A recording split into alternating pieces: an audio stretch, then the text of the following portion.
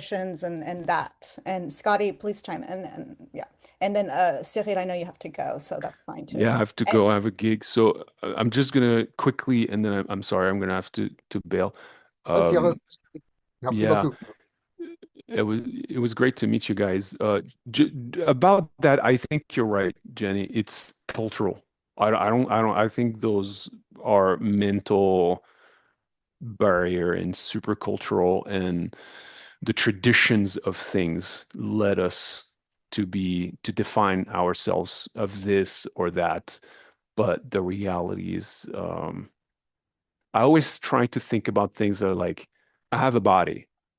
This body does everything I do in life. That's where juggling is very interesting because you develop all those juggling patterns and this relationship to object, but obviously it's going to translate to anything of picking up a glass, drinking water, moving around in your life. Like my body is what takes me through my life. And yes, it's juggling, but it's my body doing the juggling. Yes, it's swimming, but it's my body doing the swimming. Yes, it's this, but it's always the same tool. So, like the tool we use in life, we all have our body, and we don't have the same body. We have very different body types and body abilities. But basically, I have a tool, which is my body, and that tool goes through everything in life. So I'm trying to find that not find it. I'm trying to not lose that thread throughout all the different things I do in life. So I don't know. That's my answer in the sense of your questions makes me I love realize your that. answer, and I think you're saying what my gut always said, which is that like these are silly questions. It's like, yeah. All right. So thank Everybody. you, Cyril. We hope to see you again with a much larger audience. And please do follow Juggle Groove Academy and all booking agents across the world. Book him for your show. I saw you live at the IJA and you blew me away. So really beautiful Thank you. body awareness as well. So thank you so much. Thank you Have for a having great me, day. Jenny. Yes. Good Au to see revoir. you, Hey, Joe. yep. And can you just verbally say your email, Cyril, even though we have it in the group chat? Cyril@cyrilrabat.com. Cyril@cyrilrabat.com. Thank Well, when you. you pronounce it correctly. Cyril at CYRILRABBATH BATH. Yeah, dot you got it. com. Yeah, you got it. Great. Thank you. Ciao, guys. So, Aline, do you want to take over the recording and I stop recording and then you record from your laptop? I can't. You need to unmute. You have to unmute. Aline, do you want to unmute for a sec? I am recording. Okay, so I should stop recording. I don't know about you guys, but this is a long day for everyone. And I think did Joe just leave? Yeah, Joe just left. There's only the presenters. We could I'm happy to do script analysis if people want or anything else people request. And I can, I we should think do the that's promo. plenty. I think that's plenty. But Wait, no, hold on. Scottie did plan to teach. We could also, yes. So I am just offering to skip my section because you guys, if unless you want it, uh, but we can do the promo reel for the recording, and then I can talk a little bit about the company, and then Hallie, if you want to go into what you're doing, or we could just skip into Scottie, and then Scottie could do a shorter uh thing. I'm flexible. I can certainly go earlier if you I want, and I'm whatever. flexible too. Oh, I think because we haven't heard from Scotty yet, I think we should go into Scotty. That's just my opinion.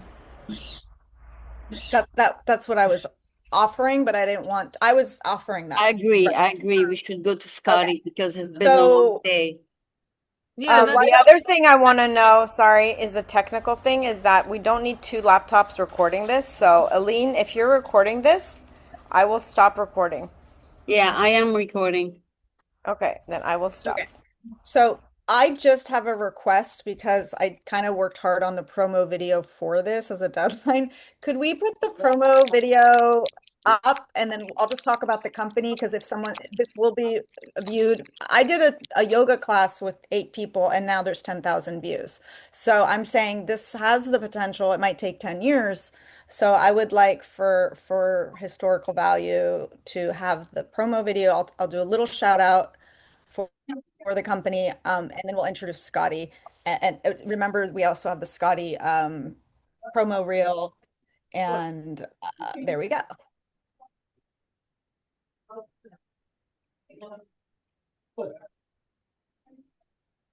Michelle, you're muted. Sorry. I said, do you want to start with Beyond Pearl's promo video? And then you talk, and then we do promo video Scottie, and then Scottie talks. Is that correct? That is correct. Okay. And then we'll end the day. Oh, I was gonna do a shout out for the auction items too. Just actually no. I'll promote that later. So let's just do me, a little bit the company, what we want to do this season, and then introduce Scottie. And is that you, Michelle? The siren? Okay. Okay, so promo video. Is it recording? Is this recording? Okay. So okay, great. And Scottie, feel free to do an abridged workshop or do whatever you want, but yeah, an hour is fine. Do whatever you want. Yeah. It's 2:30. It's sunny out.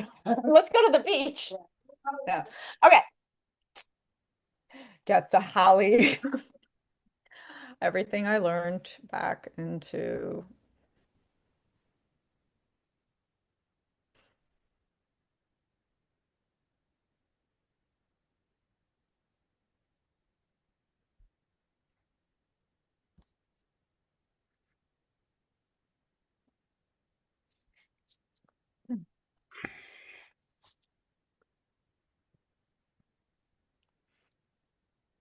And then everybody, for when it gets to my section, you can all turn your mics on. It's interactive with everybody all at the same time.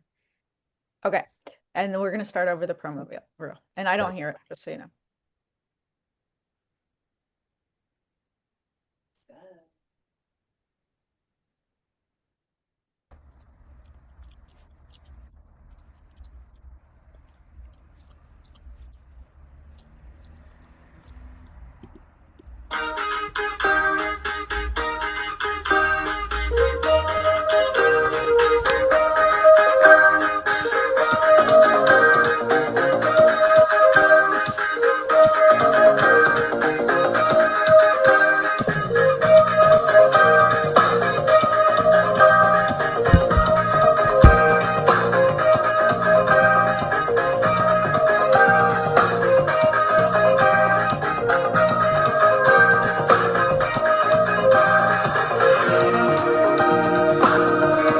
It's all Jenny's show.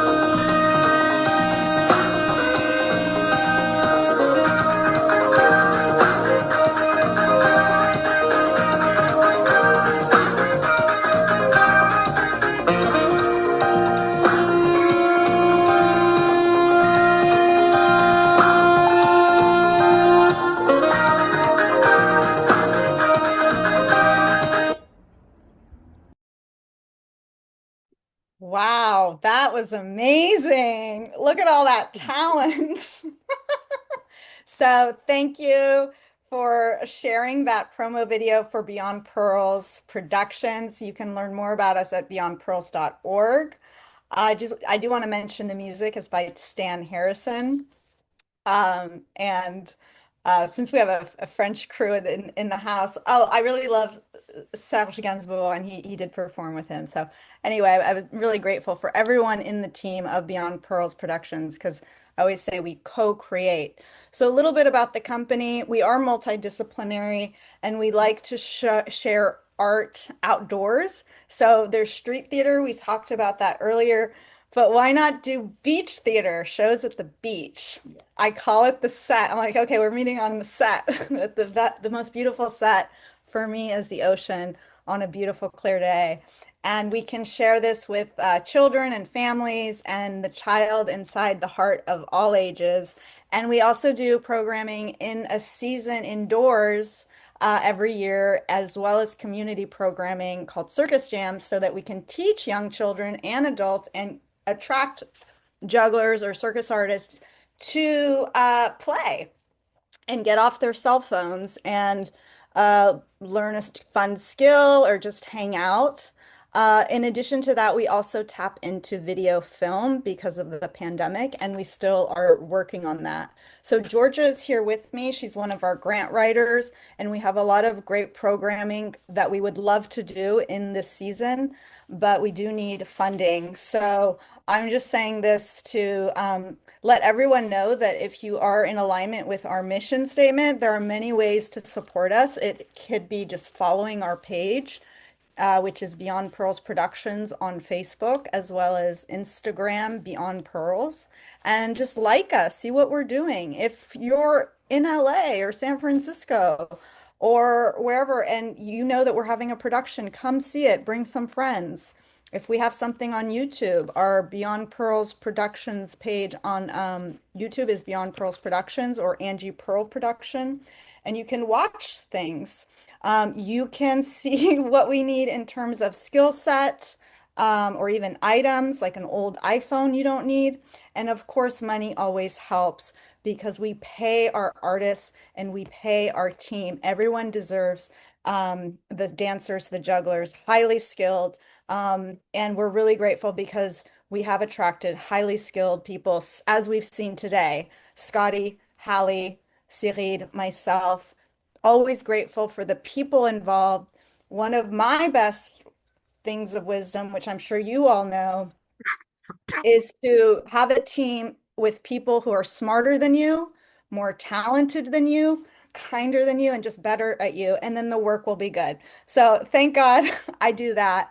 And without further ado, I want to introduce a longtime friend, extremely talented, smart, kind, and reliable, and so funny, Mr. Scottie Meltzer, who has spent the last 40 years writing and performing funny live commercials at trade shows, training sessions, and other corporate events. This is your chance to learn from his mistakes. Hi, everybody. Good to see you. So, everybody who wants to turn on their mic, that's great. Anybody who wants to turn on their camera, that's great. The thing Hold on. about, Sorry. Sorry. great. Do you want me to put the Oh, sure. reel Yeah, first? sure. Yeah, play my reel. You'll see what my promo looked like back before there was HD video. Okay. This is an old promo video. You'll be able to tell I had hair. Here, you want to sit next to him? Uh, Why don't you yeah. put it on your laptop? Oh, you don't Because need it we don't. anymore? Nah, we don't need it anymore. I'm gonna actually sit, maybe comfy. Okay. Okay. Are you playing it or am I playing it? I can play it if you want. Either way, Okay. I will. go for it. Here, I'll play it. I will share my screen. Go. Share my screen. And let's go to find a. Here's my video. That looks like me. Right. And now you guys are in the way of me starting it. Ah, the level of efficiency is amazing. Here we go. I'll just do this. The one we just put up. YouTube.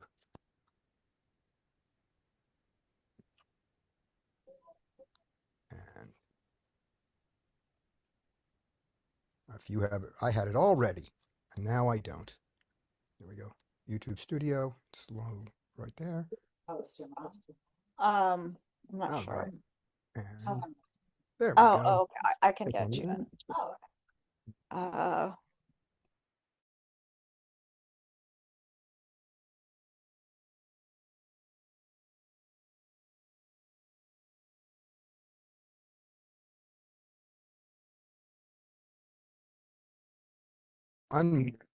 Stop. Make it big. Okay. You guys I are now was seeing gonna, it, right? All that waste of time yeah, I for was these gonna seconds? say before you press play, Yes. Jenny, do you want to just say like one sentence and we'll flow into the intro? You don't need to do the long intro, just the short intro on Scottie. You have to unmute yourself, Jen. Jen, you have to unmute yourself. Or I can take it from Jen. You can take it right from Okay. the end of Jen's intro, and I'll give Okay. you That's an fine. edit point here. Okay, go ahead. Right. Thank you so much, Jen. That's great. So for those of you who have never seen me before, this is my promo video from back when there was no such thing as 4K and I had hair.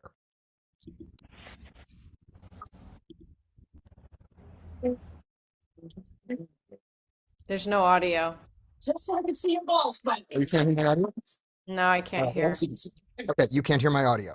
No. All right. Let me go back to the button here. Let me do my thing. Audio. Original sound from musicians. Okay, it's on. It's playing on mine, but you're not hearing it. All right, we'll try it one more time. Just the guys moving too. Still can't hear it, right? I You may can be or you can't. wrong, but if Scotty, if you mute yourself, I think that solved it one No, if I time. mute myself, then definitely won't work. It definitely won't. You're hearing it through my microphone is how this Oh, I nonsense see. works. How about I try Why don't it? you do it on yours. All right. I'll try it on mine. Ah, the ruthless efficiency. There we go. Okay, I'll stop sharing. I should probably take notes. Let me, where's my notebook? Yeah, I like taking notes.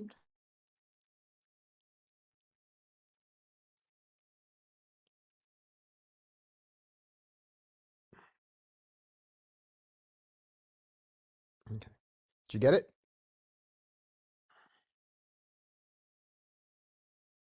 Mhm.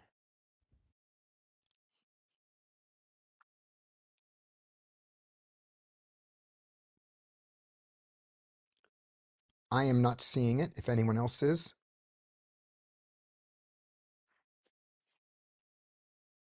Nope.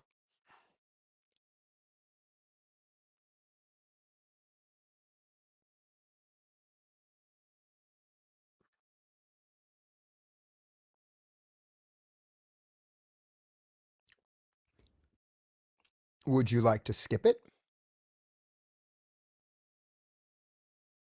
Um, I I think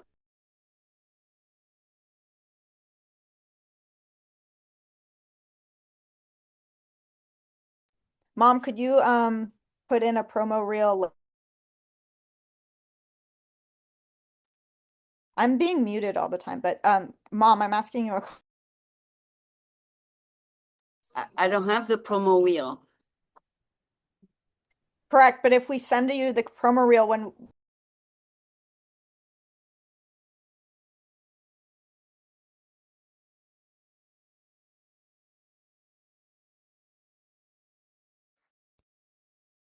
You were muted again through all that. Would you like? I know somebody's been muting me. And they still are. There you go. Georgia is muted. I think Michelle is laughing and doing this, but hey, what do Could be. Or someone is leaning on the button by accident. Someone has a cat. More likely it's on purpose. The sh the show must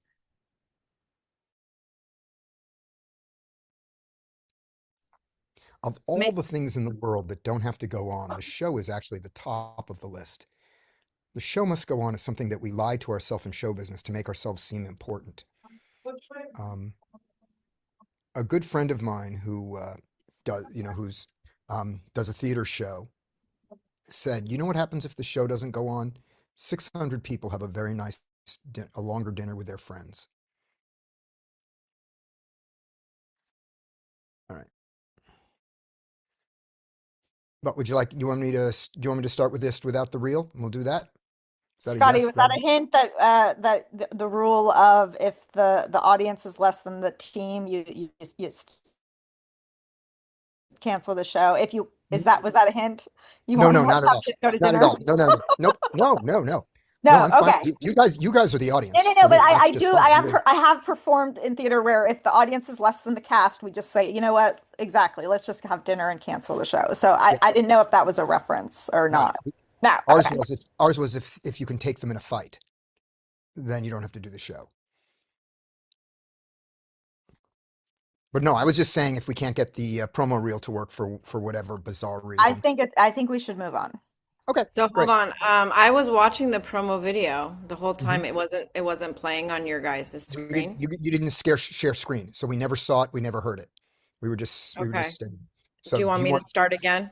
Let's see if it happens. Hit share screen, Michelle. Hold on. This is the one I sent you the link to on YouTube.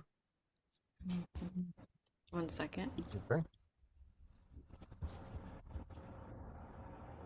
almost there. Okay, great. So you I can hear hear it. it, but Yes, it's not that's good. visit, but I can't see it yet. Let's see. Yeah, still can't see it, but it should start in a minute. It says you've started screen sharing, but it's not showing it.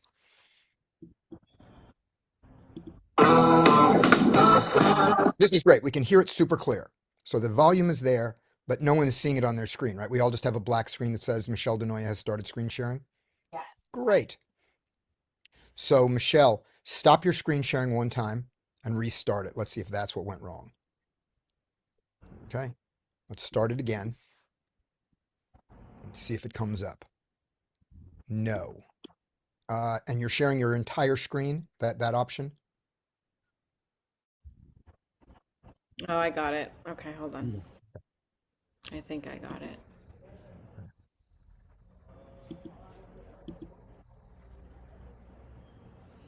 Hmm. Okay, content only. That does it. But why does it keep saying Nope. Try doing entire screen, see if that works. And then you'll be tire one step screen? away from giving up. There we go. Oh, We can now it almost see says, okay. we can almost see it. Click to see full screen. So click on that. Let's see if it jumps you over there. There we go. There's our promo video. That's a perfectly fine thing. We'll just play it in that little window.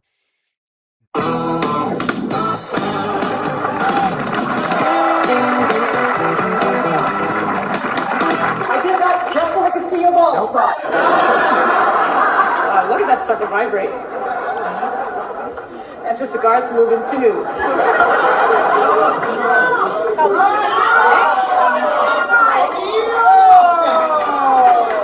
It's a fake time.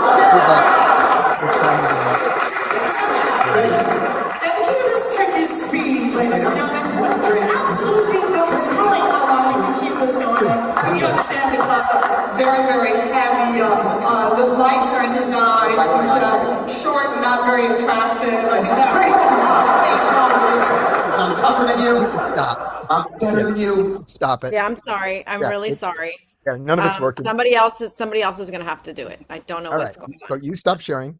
I'll on. take one more try at it, and then we're gonna give up. So we got 20 seconds and then we're giving up. So I am going to share this window. There. You are now do you see Yes. my face? All right. Yes. There you see my face. Now I'm gonna hit a button. Tell me if you hear it. Did you hear it? No. All right, No. then we're done. Great. I'll talk. All right. So Howdy. I guess Aline will have to manually insert that. Right. Or we don't need a promo video. All those are fine. If what I say is not valuable enough, it does not matter what I've done. Okay. So, when the background to creating a funny show is generally not funny. It's a different process. It's a different set of skills. People have said that, analyzing a joke is like dissecting a frog. You might learn something about it, but the frog doesn't come out well in the end. And all that is true, and we just accept that. So when we're writing jokes, sometimes you laugh, sometimes you don't, but it's a different process. And most of what you write, most of the jokes you come up with are crap, and that's okay. when you are in a room with other people writing jokes, there are two very different styles you'll see. You'll see some people who seem to be funny all the time, and then you'll see people who, 90% of what they say is garbage and 10% is good at best. And the people who it looks like everything is funny, all they're doing is self-censoring the 90% before they say it. What you think of, all the jokes you think of, most of them are crap, and that's fine. Stand-up is an incredibly iterative process. So you go on stage, you try a bit, it works or it doesn't, you make it a little better and you do it on and on. And there's no substitution for getting on stage. Even people who are writing comedy not to be performed, I'm trying to remember, he does American Life all the time. Uh, a comic writer, he's the one who wrote the story about being an elf in Macy's, and I'm just spacing his name. You know who it is, Hallie. Anyway, um, oh, David Sedaris. That's what I'm thinking of. David Sedaris. So he would tour with his books and read from them, and that's how he honed his stuff. And the book that he is least proud of, he said, is the one that he just wrote and never got to perform the things and hone them. So with that in mind, we're going to play some exercises and do some things, and it's perfectly fine if things aren't funny. I have been writing comedy professionally for 40 years. It's been my job. And I still don't know how to write a funny joke.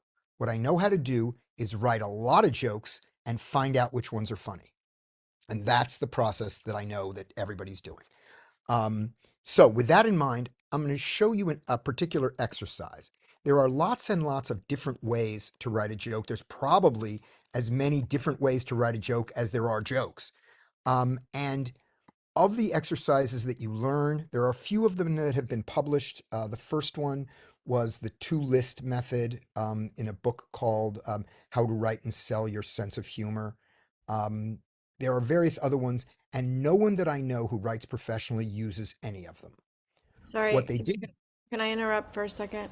yeah, Um, I believe your Excel, yep, I um, just put it up. is that, oh, that's That's deliberate. on Sorry. purpose. Yep, that's on Okay. purpose because we're gonna use that. We're going to use that with a blank sheet of paper. I do this not in Excel. I use this not generally not in Word. When using this method, and it's more of a teaching method than a method that I actually use in performance. That I use, but it's how I learned. We do it on a giant piece of paper, but because we're on Zoom, it's easier for me to show a spreadsheet than a giant piece of paper. This particular method is one that Michael Goudeau came up with, and he used it for writing a lot of clown gags. So a lot of the stuff that you can come up with that this method tends to do are clown gags and movies like The Naked Gun and Police Squad, those kinds of, you know, gaggy movies. It was used, you could see a lot of this in old Charlie Chaplin or Buster Keaton movies. You might see some of that kind of output that we're going to get. But the real reason for learning this is not to learn to write those kinds of jokes, and it's not even to learn this method. It's to learn that writing comedy writing is learnable. That's the trick. So, somebody give me a situation, some event, something that has to happen, something in your life, something that you might want to write a joke about or be funny about.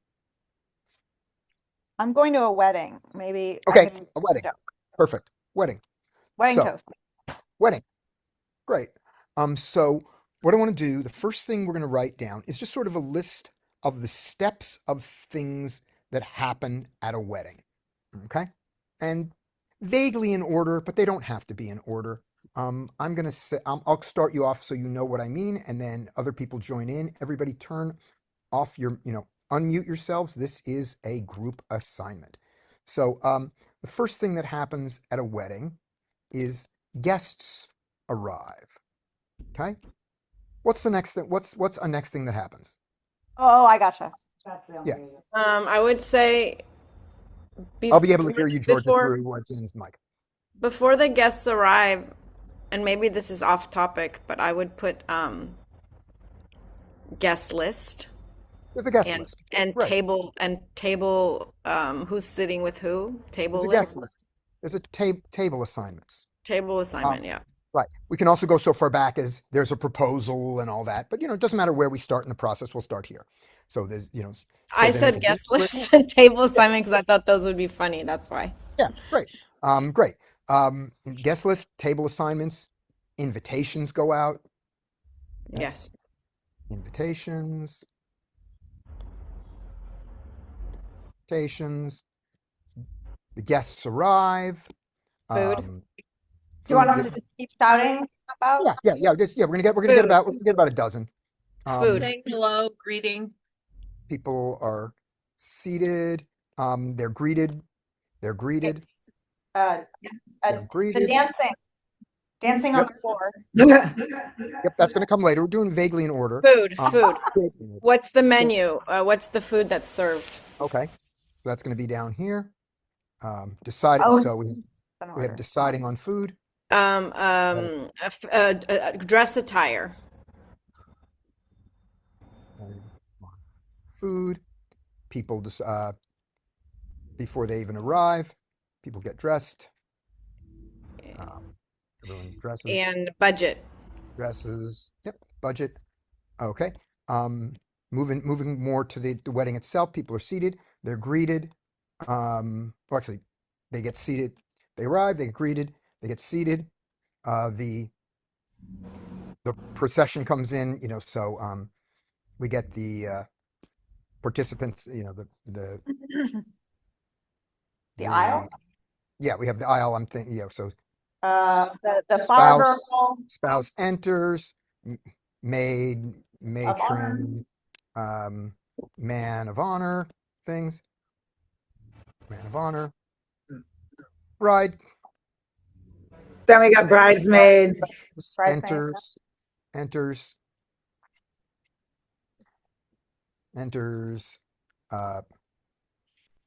The officiant begins.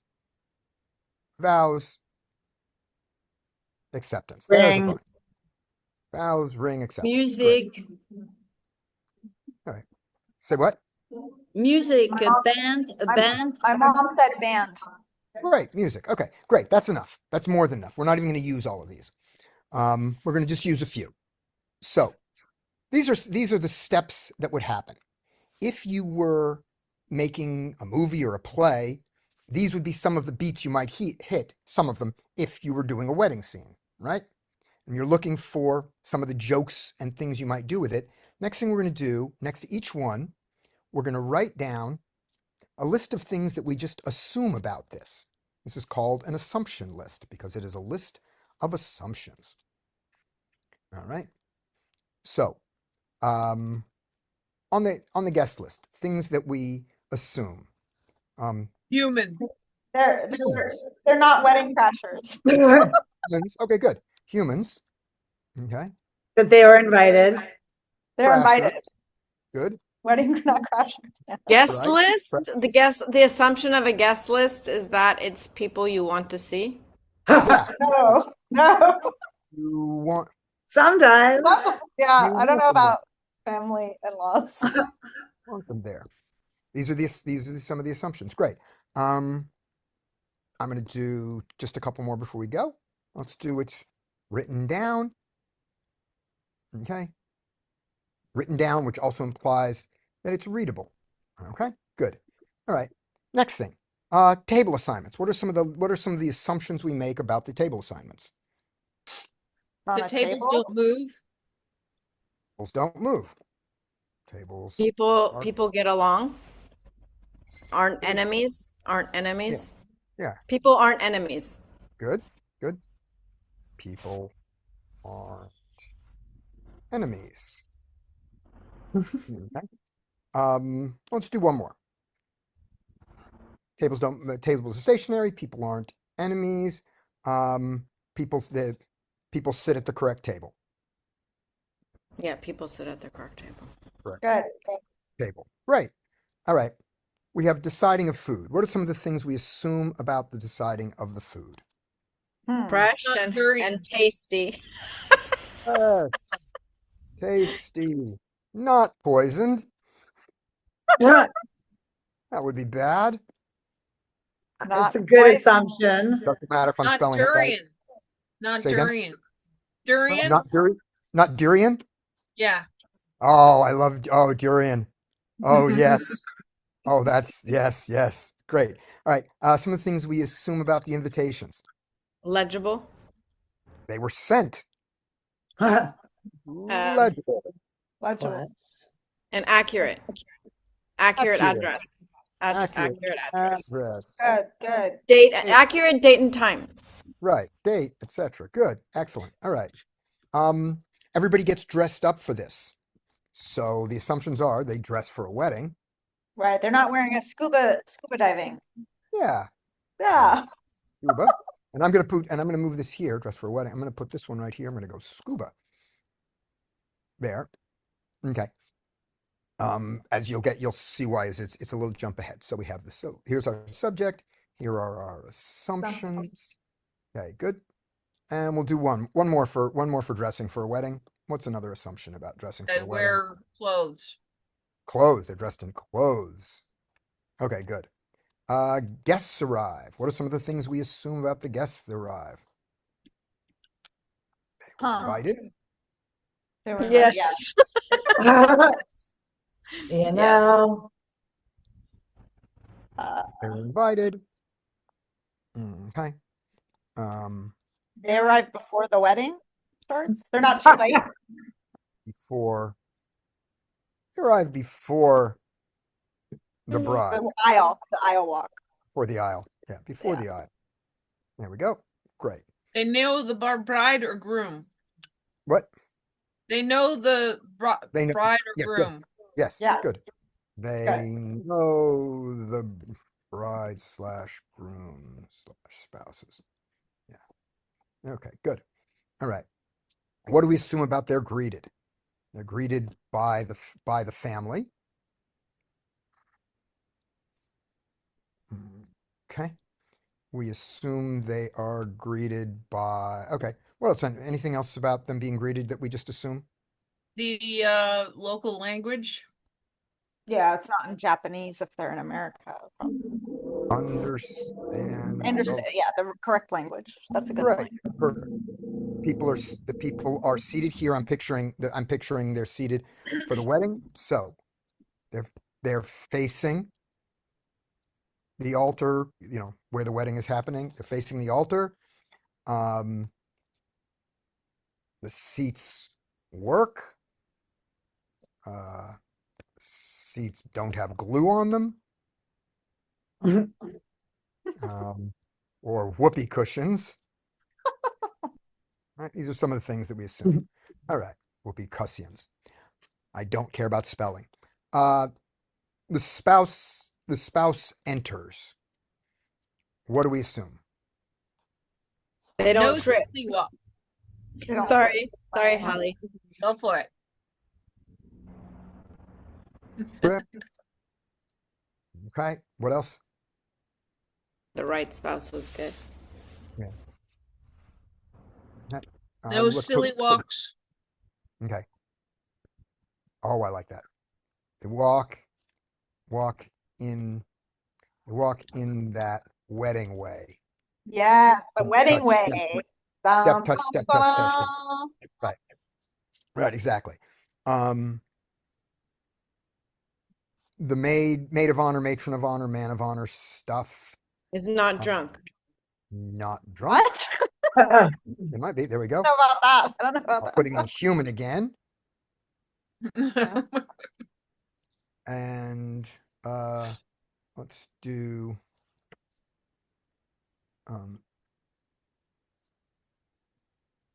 you don't assume they aren't the X. I'm just gonna put that down. Isn't the X? Yeah, that's good. That's good. We don't. Is All right. is not asleep. Not asleep. Awake. There we go. Is alive. I was Awake. gonna. Oh, that's a Love funny that. one. It's a I like lot. awake. Alive. Great. Beautiful. Awake was for Bride the enters. efficient. Yeah. Bride here. Okay. Efficient begins. That it's wedding. And I'm going to jump here because I already know where I'm going. Funeral. That's pretty obvious. The vows. Uh, they are wedding vows. Vows for this wedding. Non-violent. Non-violent. Violent. And how about let's put in consensual. There we go. Okay. Great. That's going to be enough. We'll take it there. We'll just take that much. Right. Now, from these, and already some of you have come up with a couple of jokes. Because you laughed at something, right? That is the real process. This is a game you play with your brain, because when you sit down with a blank piece of paper and say, I don't know how to write a joke, this gives you something to do and distracts you while your brain writes a joke. But we're not done. But that's enough. If you do this and you get the joke that you wanted to for the wedding scene that you were doing, you're done, you win, hooray. Okay? So let's take a look back here. So the next thing I want to do is I want to know ways of crashing the assumptions. And let me make sure that crashing is the word I want. Right. Yeah. You mean going against the assumption? Yeah. And there are a couple of directions to crash an assumption. You can do the opposite. You can exaggerate it and make it even more. But jokes are usually are very often a logical sentence taken to its illogical conclusion. That's one kind of joke. That's one way of thinking of jokes. Another way of thinking of a joke is it sets up an expectation of a first story and then quickly drops you to when you realize the second story. Like that, there are all kinds of structures of jokes and way of defining a joke, but almost all of them have to do with an assumption that turns out to be wrong about something, crashing an assumption. So we're going to look at ways to do this. So we assume the guests are humans. So what's a way of crashing that assumption? The guests are all dogs. Guests are all dogs. Guests are all dogs. All right. What else? We can look at it. You want them there. Robot. The guests are robots. Not invited. Right. The guests are not invited. Right. Good. They're not invited. That's the Wedding Crashers movie. Yep. Exactly. Yep. Exactly. Yep. And here there was one. Readable. What is that? Oh, that was it. Was that was on the invitations, and somehow it got stuck up there. I know. Okay. Guests are robots. The guests arrive. Okay. That's what we assume, that they're actually there. Okay. Look at some ways to deny, shatter. Shatter is the word I want, not crash. Shatter the assumption. That's the word I was looking for.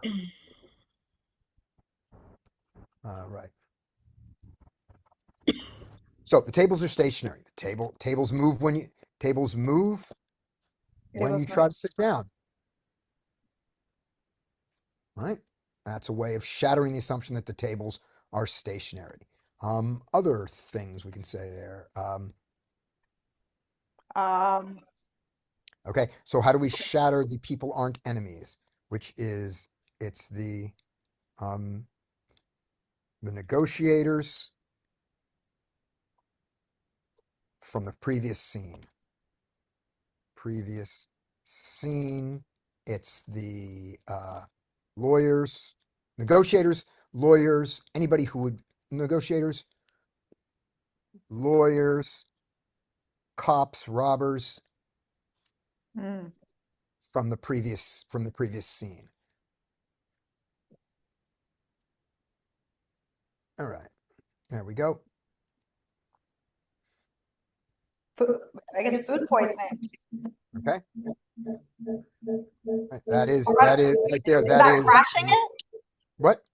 Is that crashing it enough? It can be. Certainly, it was a big part of a movie called Bridesmaids. Right.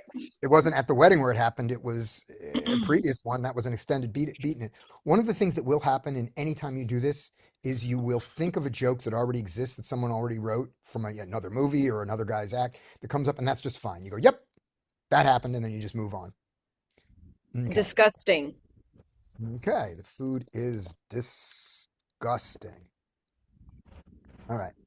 The food Yep. is the dishes on the Tell me table. what that means.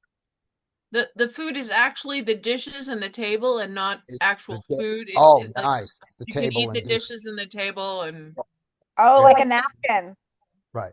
You Okay. eat a napkin. Okay, got it. yeah, That's funny. it's all edible. Food Everything's edible. is the food is the ex-husband. All right. Oh gosh. All right. Um, something about and let's see. So you get the idea here, and then I'm going so to save time, we are not going to go through all of these, but we could. This is easy to do, and you'll notice there's nothing that's particularly creative here, and yet several times we laughed. The times we laughed probably lead to the possibility of real jokes in the scene. Um, all right. Let's do a couple more of these that have to happen. Okay. So the guests arrive. So one of the things we assume I didn't put over here is they arrive in cars or vehicles. So the thing is they arrive on dinosaurs. They arrive on dinosaurs or Flying maybe, saucer. say again. Like a flying saucer, like a Flying saucer on dinosaurs. Flying saucer or Star Trek teleport. little Italian mopeds. Little Italian mopeds. Mopeds. Star Trek transporter.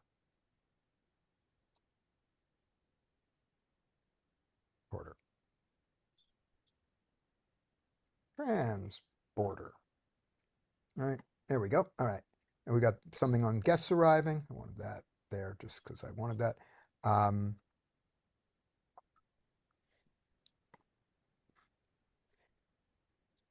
They're greeted. They understand the language. So the way of shattering that assumption is one is um, it's a wrong language, right. right? Another one is Gibberish or animal sounds. gibberish. Also earwax or other hearing condition. Condition like lost hearing Greeted by the family cat. from loud noise. Good. I'm gonna put that in. Hearing from loud noise. All right. Noise. Okay, I got that. Got greeted by the cat. By the family cat. Okay.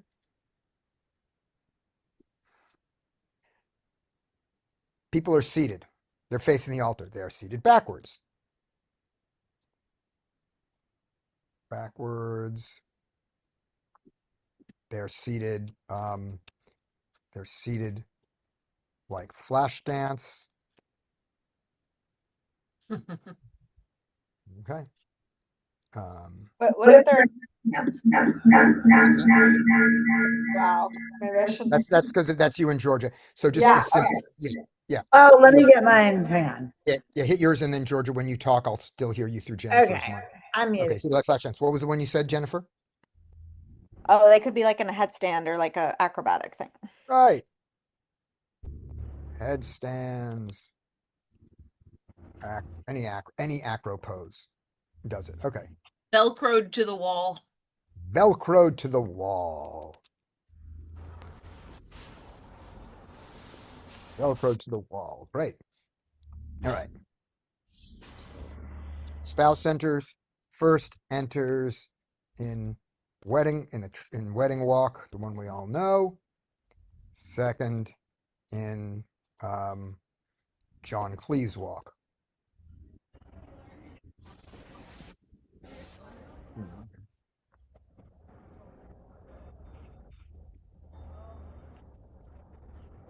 All right, great. So with these three steps, the last step is simply thinking about if you wanted to do this joke either in whatever context, in your act, in a movie, in a play, in a scene, in a story that you described, whatever the context is, this comes up. How how would you present this and make it into a joke? What's the conditions you would need? This is where there's a little bit more creativity involved. These other things are pretty mechanical. They're easy to do. People who have almost no experience can do them. The last step takes practice. It's not hard to do. Um, but you'll have to widen your focus a little bit about ways to find it. So, for example, we're going to look at a beat here. One of these that we laughed at. Um, the guests are robots. Okay, so the context would this would be is we have a news story, and the news story is that Mark Zuckerberg is getting married. And so the news is covering the Zuckerberg wedding, very exclusive guest lists, and you go to it and it's there and they're all robots. There's no humans there. So that's a context in which you could get that. Um, if that works and you picture that, and that's a nice little joke, the butt of the joke is Mark Zuckerberg saying that he has no real friends. If that's the joke, let's see if we can heighten the contrast and make that clearer. So the introduction is going to be Mark Zuckerberg. Mark Zuckerberg was married. He had hundreds of his closest friends came, and they're all robots. It's a little closer. Another way to do it is you could do um, Elon Musk got married, and hundreds of his closest friends came, and they're just Tesla cars. Okay, or they're bags of money. Actually, I Very don't have good. as a joke. That would probably work as a joke. Just that. You could also do that. You could see that as like an editorial cartoon that would do that. Um, Anybody else? What's a way to present this and make this into a joke as opposed to just an assumption and a list of shattered assumptions? And feel free, you can do any one of them as you jump in. But here we go. When you go to sit at the table, you find out it's a board strapped to a dog or an animal. Okay. Okay, nice.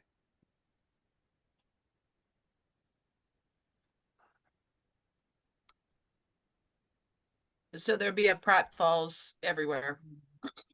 Good.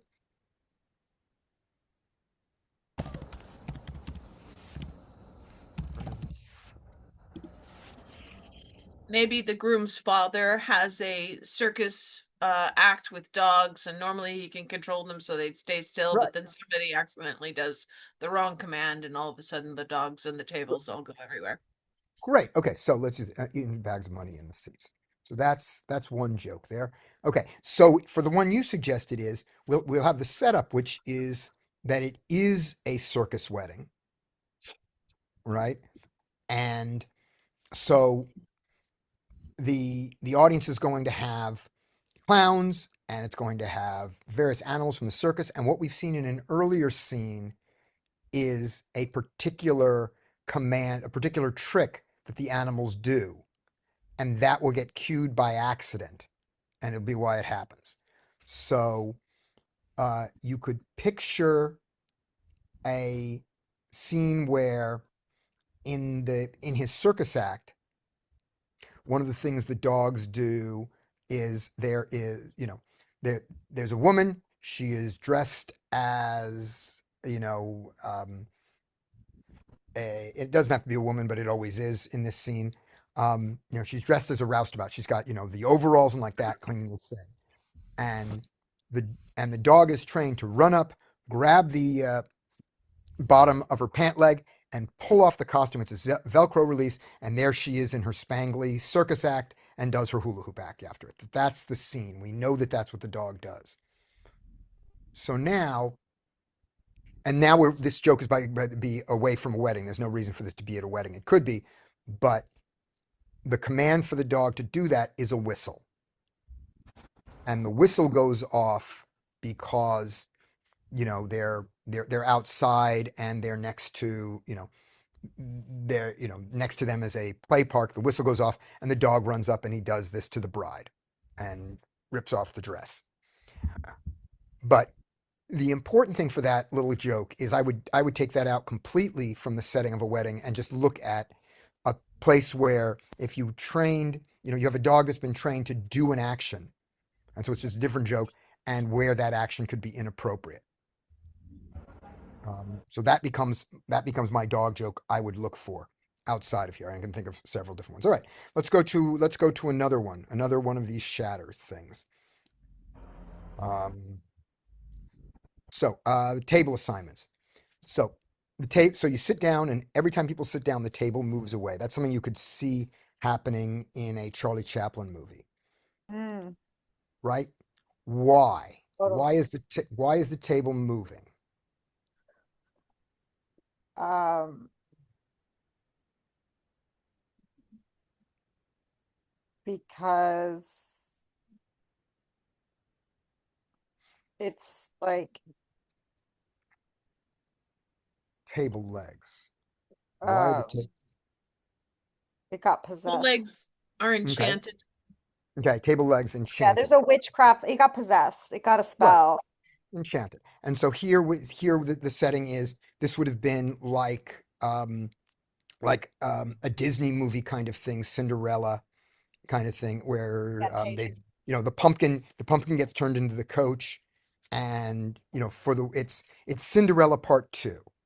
Now she's getting married, and her fairy godmother has come back to help her with that, and turns you know the table legs are going to be the mice and everything like this, but the wedding runs too long because someone does toast too long, and so they start to turn back into the mice and they start running around. Hmm. Hmm. That's a place you get something like that. Yeah. Um, let's look at another thing. And by the way, I'll get to that. Okay. Um, when you're doing when you are writing jokes in general, you only need one. You only need one good one. Bunches of them are bad. So your job at this point is you're filling a page with things that might be funny, that might be jokes. And then at the end, you choose the ones you like. You don't care how many you do. The idea is, as I said, I don't know how to write a funny joke. I know how to write a lot of jokes and then find out which ones are funny. Okay. So this is a numbers game. All right. Let's jump ahead to something. One of the other things that looks in here that interests you. That anybody How about how they're greeted? okay? How they're graded. So, so you, this is a hapless Steve Martin kind of scene where he goes to a wedding as a guest, and the person he's talking to, he can't understand a word they're saying, either because he doesn't understand the language or because the accent is so heavy. This is almost a gag from The Wedding Planner, I think it was what it was called, or maybe it was called Father of the Bride. That's what it was called, Father of the Bride, and it was the Martin Short character. Um, what would you like to eat for the wedding? And he just had this ridiculous accent, and part of the gag was Steve Martin not understanding him. Okay, so Happens every let's day. Yeah, happens. That's great. okay, Yeah. so let's see. So Maybe they go back and forth a lot. yep, good. Oh, it also Um, happened in like 16 Candles. He's trying to talk to someone. He's like, "What? What? She got married." Like that yeah, kind of thing. Yeah. yeah. So you show up. So shows up at the wedding.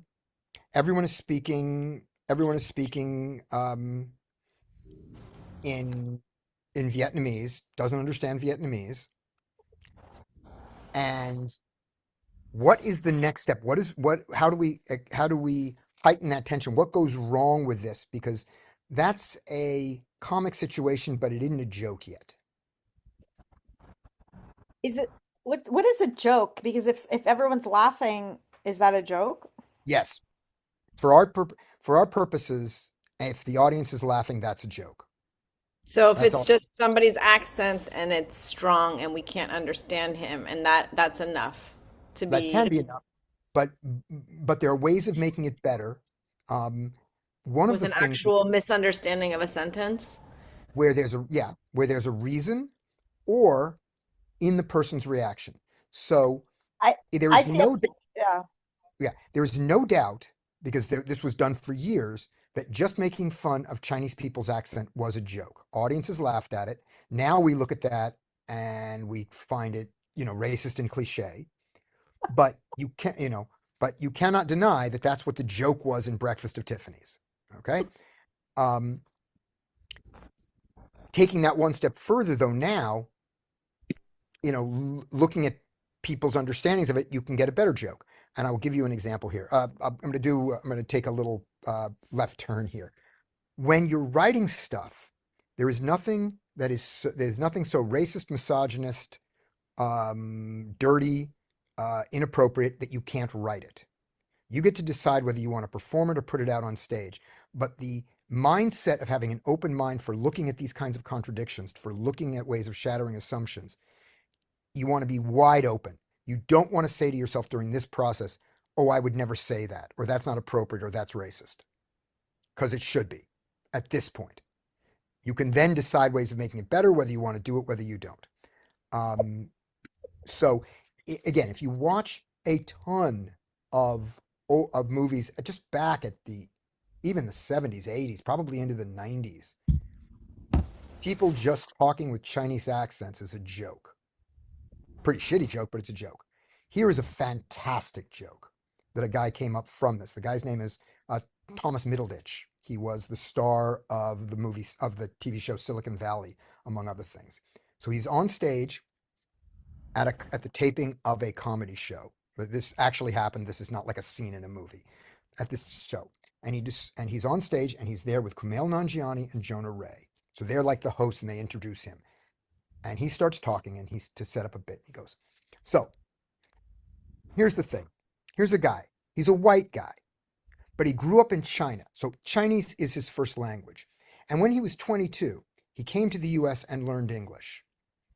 But remember, this is a white guy.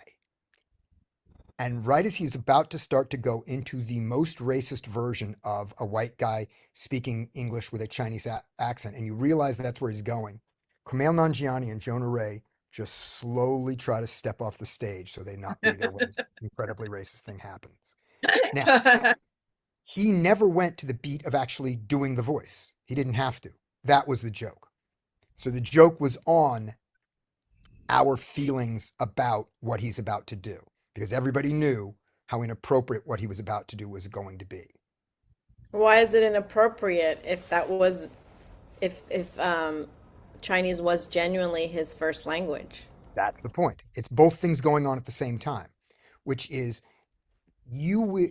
right now, the level of blowback you would get from someone like me being on stage and greeting someone on stage who looked to be Asian and saying, "Hello there, very good to see you." The audience would hate me, and I would not do that. I would know better than to do that. Robert Nelson probably did something better than that, but not that much less racist than that, and got huge laughs. But this was in the 80s. And if you Are weren't you dead now, saying that you're not supposed to do that today? yeah, it's become socially unacceptable. It's become socially unacceptable.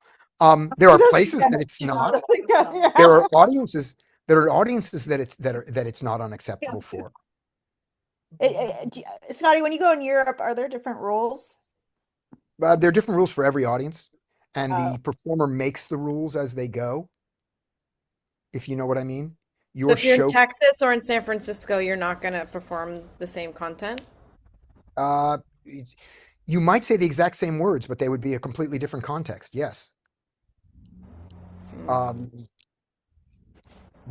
there are the I'll give you an example of this. So when Ford Fairlane, let me remember his name, Andrew Dice Clay. I saw Andrew Dice Clay perform before he was huge, and he was great. The act that he did in comedy clubs, especially when he wasn't the headliner, when he was one of the many acts, was fantastic because it was a character who was so inappropriate and felt so different than everybody else around him that when you went home, he was the guy you talked about. He was so great. He took that same act and he became a headliner and later he became an arena comic. Same act. And in the arena, I thought that act was terrible myself because the audience had moved from laughing at him and how wrong he was to cheering him. If you don't know Andrew Dice's Clay act, it's he was just he was a very very misogynist character whose essential joke was saying the unsayable thing. It was a very dirty act and it was like that. And when the audience started cheering the punchlines as opposed to being like, oh, I can't believe you said that, everything changed in my mind. And the act hadn't changed at all. He was doing the same jokes. And I think it's possible that he did not perceive that difference or didn't care. I don't know which. I don't know. So wait, hold on. Are you saying that because he didn't perceive the difference, that's what made it even funnier? No, no. I The thought opposite? that's what It to me, that's what to me and many other people turned it from being made a it joke. worse. Okay. Yeah, made it worse. Turned it from being a joke, the joke being I'm an Right. idiot saying these things to To unconsciously, yeah. I'm saying these things as if they were true, Sarah Silverman does a racist joke and But followed yeah, it up by I don't care if you're racist care if you think I'm racist as long as you think I'm thin. right. Uh, and what I'm going to be sorry about this because I'm going to butcher the joke. Um, there we go. I'm going to stop sharing this and we're going to talk about this other stuff. Um, let me see if I can even remember the joke decently. I I went out with this guy. He was half black, and he broke up with me because I'm such a loser. I shouldn't be so hard on myself. He was half white. Now that, in my mind, is a great joke. I love that So joke. I laughed. Right, it's a great joke, in my opinion. Um, and in the opinion of her audience, also, she got huge laughs from a much better rendition of that joke because I have not done it as well as she did. I didn't perform it, and also she's got a better wording, but I didn't memorize her wording. She's got a much better wording on it. Um, the essence of that joke is not that it is better to be white than black.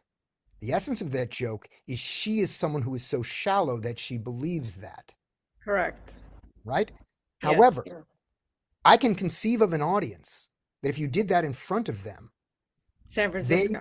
wouldn't I would laugh. be No, no, offended. well, yeah, definitely in an audience where they would be offended, but another audience where they would cheer, like, yeah, yeah, as if that were the truth. Right, right, right. Right.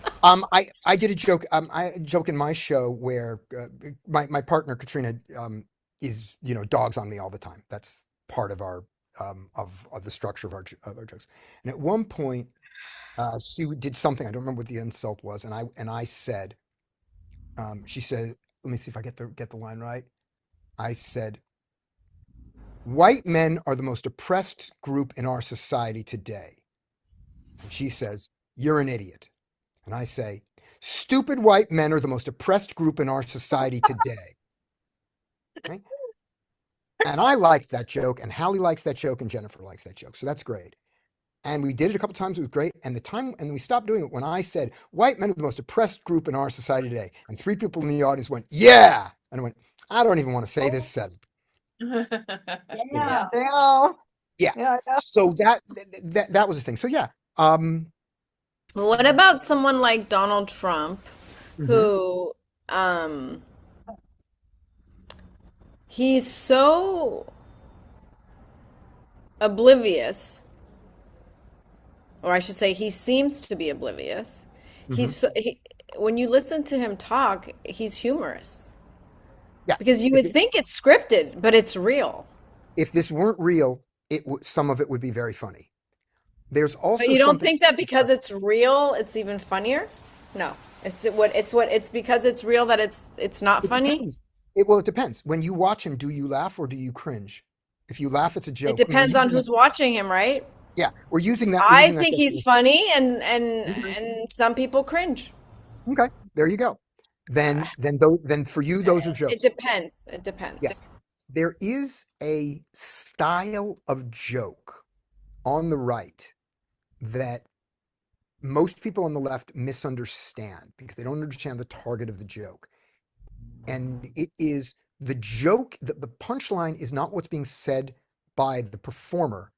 It's watching people like me, watching liberals get upset about it. It's trolling. And that is very funny to some people on the right, and we don't even see it. That counts as a joke for them. So when, You mean seeing the audience upset is a joke? yeah, yeah, yeah, to So some people. like So the Obamas as apes is highly that's a offensive, straight up. but That's just a straight. That's meant as a straight up racist joke. KKK racist. I don't Yeah, know. That's the thing. I don't know.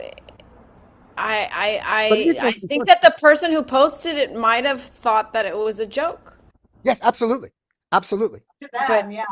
to Yeah, them. no, that is that's a joke. And one of the things that jokes do is they shift status. They take someone from high to low or low to high. Real quick, Very real often that's where a joke comes. And so looking at someone who would have a lot of status, like an ex-president, and who is honored very much by the people you don't like, seeing them insulted can be very funny. A lot of the the Late Show is an audience just getting some relief at Trump being taken down a notch and his cabinet being taken down a notch. Now, the actual writing of the jokes, the way they do it is very skilled. There are good twists. They have all the structure of a joke. They're really good. But one of the ways you can tell the difference between how much that's being powered by the joke and how much is it being powered by the relationship is how much the audience laughs or cheers. There's something in comedy now called clapter, which is instead of people laughing, they clap.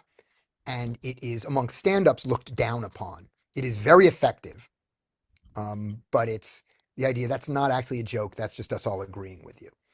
And if you watch the Colbert, if you meaning watch, they're cheering on the content, but they're not actually finding it funny. yeah, fine, both. But the enjoyment is insulting my enemy. Now Colbert does it very, very artfully, and the joke structures are really good, and he's really funny and really skilled.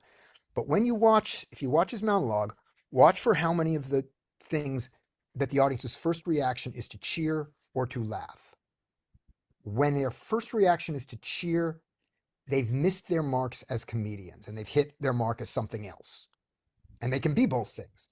Some of the writers on the Colbert Report I have heard say that when the first reaction is a cheer, we got it wrong. Hmm. We want them Yeah. to laugh first. We're fine Right. if they cheer afterwards. Some don't. What if, And sorry. oh, and I was just going to say that. So one of the things, Ann Coulter was her name, and Ann Coulter said something. She said she was talking about this was back in the first Iraq War, I believe. I could be remembering this wrong, and maybe she said it better than this. Maybe just like I butchered Sarah Silverman's joke, I may have butchered Ann Coulter's joke, where she said we should kill all their leaders and convert them to Christianity. This does not sound in my ear, and I'm going to guess like in any of your ears as a joke. But Um, does it sound that way to you, Michelle?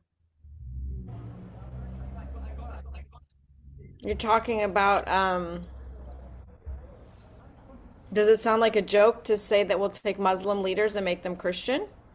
Yeah, we're going to. She's talking about taking over Muslim country. We're going to kill all their leaders and convert everyone to Christianity. That was her solution. Yeah, I do think it's Most funny okay, there you go. There you go. Uh, because that's pretty much what they want to do. yeah, right. So to my ear, I don't see I don't see the twist in that joke. I don't see the surprise in that joke. I don't see that as a joke. But one of the things I have to recognize is that for her audience, part of the joke, why they enjoy that, part of the place they're cheering is knowing that I'm upset. Mm. That's I find yeah, things. I don't find it funny that someone's upset. I find it funny that it's true.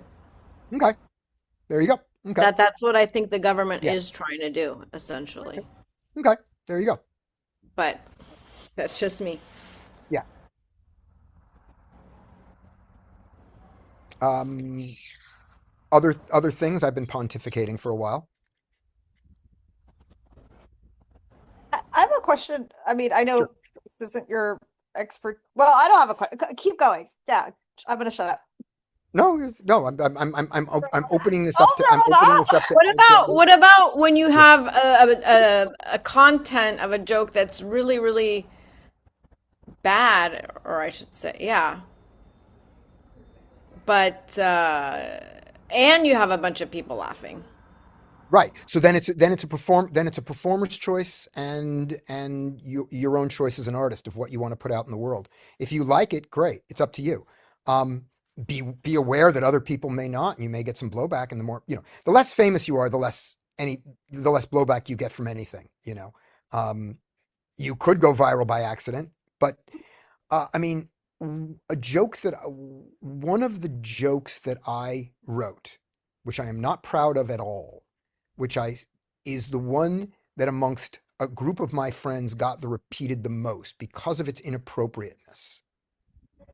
Um, and I said it to one friend offhand at a show. I did not say it on stage, and I wouldn't say it on stage, but realizing sort of the power of the inappropriate is something to know. And people have made a great career out of it. People much, much better than me have done it really artfully. Louis C.K., a ton of his jokes are based on the inappropriateness of what he's saying and him saying it so well, his craft in using that. People like uh, Daniel Sloss and Anthony Jeselnik, you know, people who work among other ways at insult comics in other forms. Um, some of the jokes that get repeated the most that made them the most famous are the most inappropriate ones. We get a sort of titillation from that, and you can use that, and it's a very powerful tool, or you can choose not to use that. It's totally your choice as a performer, and then it's the audience's choice how they want to respond.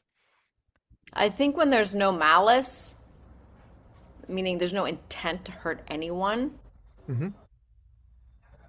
then I think it's funny. Yep. One of the bits we had a bit in our show where I spoke Spanish terribly, and the joke in my mind is me being bad at speaking Spanish. Um, So it starts with, señores y señoritas, chicas, chicas, ahora un truco muy peligroso con la trampa de squeak, squeak. That's what that means is, ladies and gentlemen, it's time for a very dangerous trick with a mousetrap, but I don't know the word mousetrap. The word for mousetrap is trampa de ratones. And I say trampa de Squeak, squeak. squeak, squeak, and like that. And then I go on, and eventually I'm going to put the rat trap on a roll of bola. Okay. And so I go, puro? Sí, puro. Yo puro el trapo. Sí, puro? Sí, like this.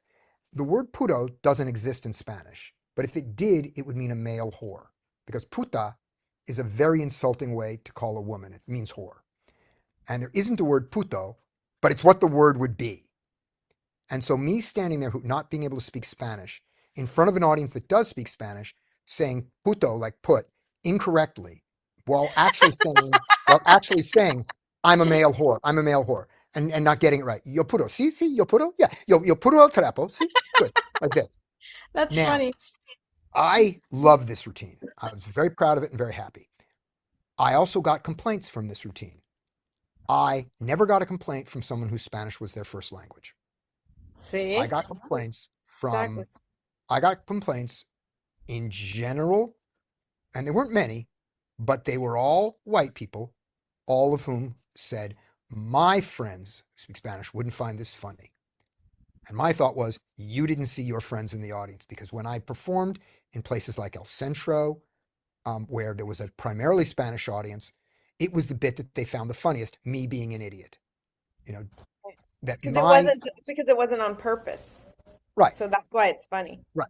But if that same routine had been done in a school where there was one student whose Spanish was their main language and everyone else, English was their first language, and that was the audience laughing, I don't think I would like that joke.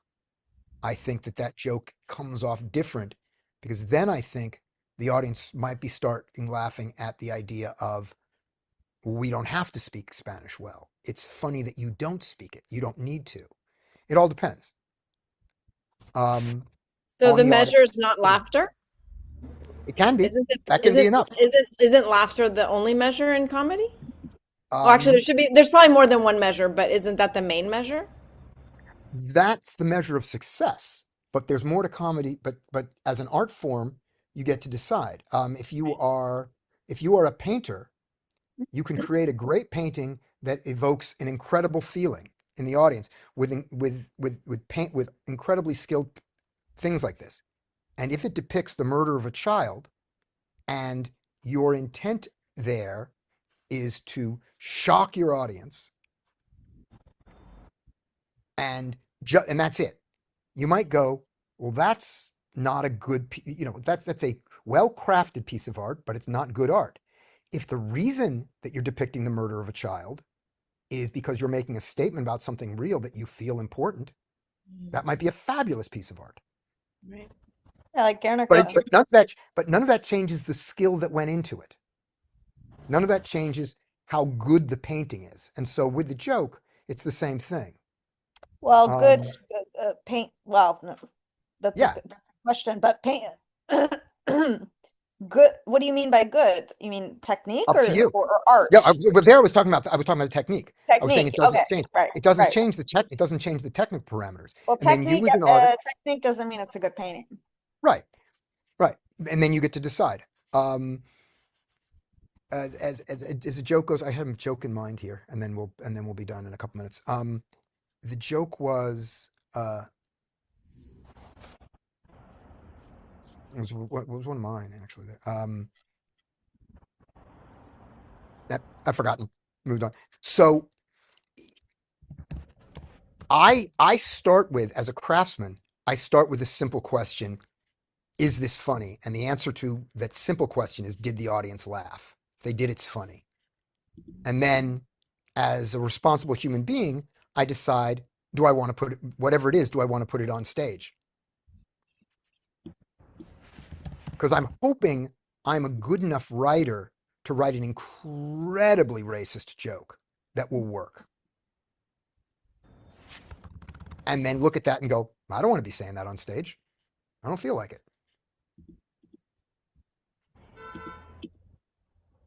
Makes sense. I agree. I think you're so talented and funny, and thank you for all of the wisdom. I I did have kind of, this is such a difficult thing to do, but in terms of movement in comedy, like a ballet becoming funny, or story ballet, or Martha Graham towards the end of her life did some quirky, funny dance pieces. I know like yellow is a color that could be funny, but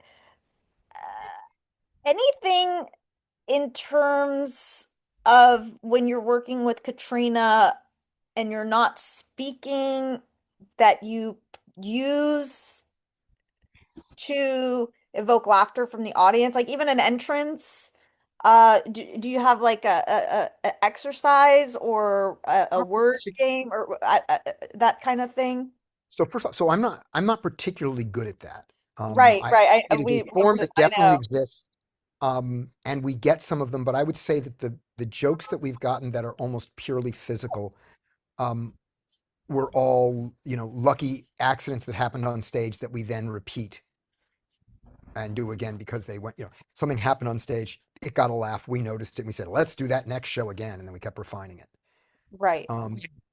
In terms of many of the techniques for writing jokes will also work for writing a physical gag that's nonverbal. If we look at our little list here from the wedding, I'm sure that there's at least one of these things that you could be able to do just absolutely silently and Yeah, the get a laugh. whoopee cushion. The whoopee Yeah, cushion. yeah, Yeah. yeah, yeah. Yeah. It's it's a school it's a school teachers it's a substitute teachers conference.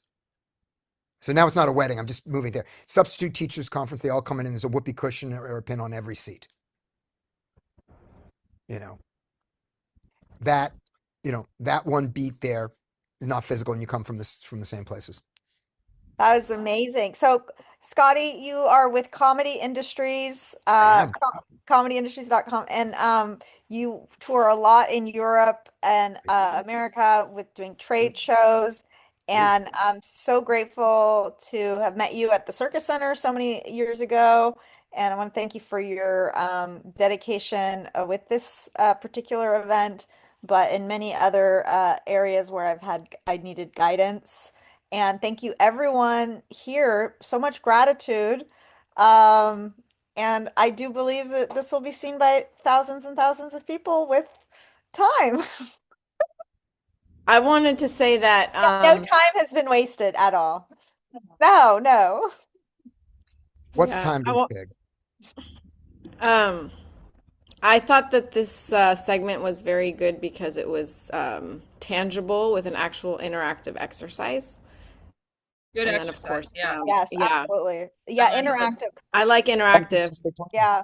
Michelle, could you stop the recording and I'd like 5 minutes of maybe feedback on how to make the next event better, and then we'll Yeah. end. I just wanted to also ask for the name of the company again. So it's We're called comedy. Oh, sorry. Go ahead. Comedy Industries, and it's Katrina So I Spong stop Hansen. recording, Jen? No, this is for the recording, right? Yeah. Do you want me So to repeat that. record? No. Oh my Yep. God. Yep. It doesn't matter if it's recorded, John. You can take it out. Should I stop So recording? let's. Yes or no? No. We're almost done. Oh, okay. So let's start that again. What's the name of the company again, please? Comedy Industries, COMEDYINDUSTRIES. We're at comedyindustries.com, and we're very expensive. Perfect. Okay. Thank Thank you. you. Okay, stop the recording. Okay, yeah. We Stop don't the have to do it. recording. I don't have to do it now, but I would like. There's an Wait. echo. Oh, it's because of me. Hang on. Georgia. Yeah. I just wanted. I always believe there's no failure. There's only learning. So in order to not make the same mistakes, I do think starting earlier to reach a European audience would be good. I think I'm an in-person person. Like, I don't think online is my jam, but I think a hybrid would be good to reach potentially more people on in England, Berlin, whatever, Paris, and Celia does speak French. But if everyone wants to say one thing that worked and one thing that could be better before we close, that would help me. I enjoyed all the instructors. I found, I got to be the audience, and I enjoyed learning those a lot. And just for my own ben, I particularly enjoyed what Hallie did, but that's because that aligns with what I do more. And so, Well, thank you all for your participation. Some of it was very instructive. So thank you, Scottie. Thank you, Hallie and Georgia and Jenny. You guys did a good job. Next time, we're going to put it all on YouTube by pieces and then try to get the person who knows how to make videos viral and get you a lot of audience on this. Yeah, Tight just cut, side people, note, tight cut. Side note, Siri does not want this shared at all. He was very clear. Okay, So, we'll so remove it then. yeah, just I know Mom, you like to put stuff on YouTube, so Okay, just so I'm gonna stop recording now. yeah.